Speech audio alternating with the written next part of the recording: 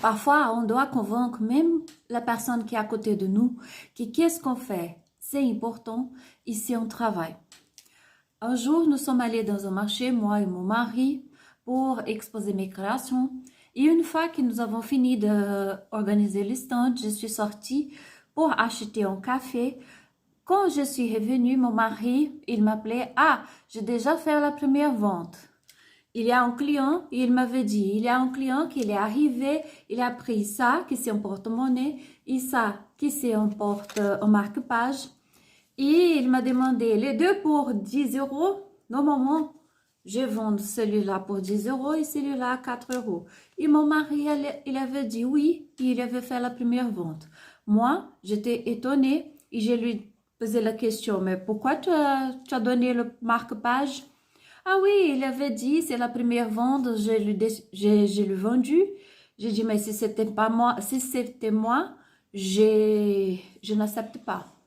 Il m'avait dit, mais j'ai déjà vu plusieurs reprises te donner des marque-pages aux clients.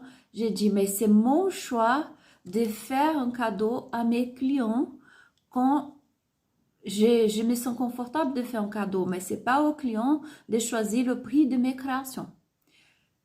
L'univers, il avait fait le tour et dans la même journée, arrivé un couple, la dame, elle a regardé tout le stand. Quand elle est arrivée dans les suspensions, elle m'a demandé le prix. Je vends une suspension à 25 euros. Et elle m'a demandé, ah, vous faites un petit prix? J'ai dit, non, je ne fais pas de petit prix. Une fois qu'elle a entendu ça, elle m'avait dit, ah, je suis venue en France pour le mariage de ma fille. Ma fille, elle avait plié plusieurs grues pour décorer la réception de son mariage et elles étaient toutes suspendues.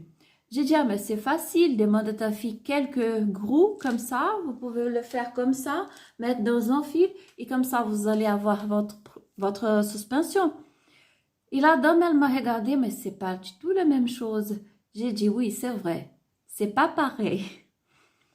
Et la dame, m'a demandé, elle a choisi une suspension et elle a demandé de faire comme un cadeau pour sa fille. 1 heure plus tard, dans la même journée, la dame, elle est revenue et elle m'avait dit, vous vous souvenez de moi? Je suis venue pour acheter une deuxième suspension parce que, en fait, ma autre fille, elle a vu et elle est jalouse de la suspension. Il faut que j'achète une aussi pour elle. Là, j'ai dit à la cliente, bon, pour cette nouvelle suspension, je veux vous faire une remise de 10%. La dame, elle m'a regardé. Et si j'achète une troisième pour l'ensemble, c'est le maximum de remises que je donne, c'est 10%. Je peux vous donner 10% pour les deux autres suspensions. La dame, elle a non, je veux prendre qu'une seule. J'ai dit, bon, pas de souci, je vais faire le cadeau. Et la dame, elle est partie.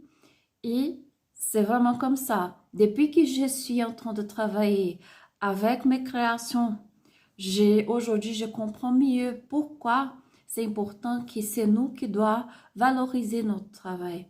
Parce que sinon, on ne donne pas de valeur à notre travail et si on ne montre pas aux autres personnes qu'est-ce qu'on fait si on travaille, même si cette personne est à côté de nous, personne ne va valoriser ce que tu fais.